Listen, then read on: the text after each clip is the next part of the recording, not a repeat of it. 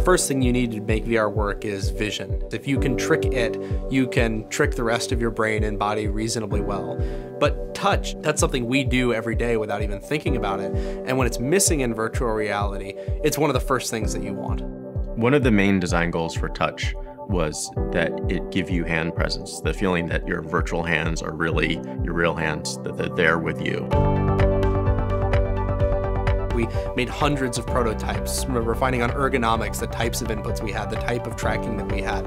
And a lot of the assumptions you make at the beginning of the process don't necessarily pan out. With touch, what we had to do was make a solution where it doesn't feel like there's anything there, but when you do natural gestures, those things show up in virtual reality. You need to track its position in 3D space. You need to perfectly track its orientation. And you need to do all those things with very low latency.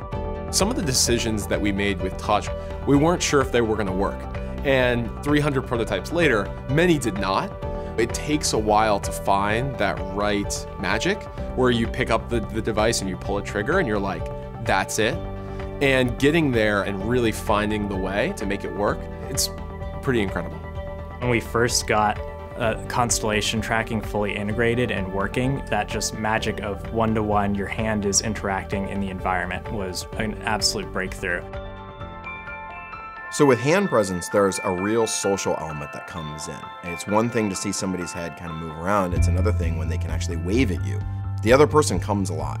It just feels like that person is there. It feels like you are talking to a person that is standing right in front of you. What's next?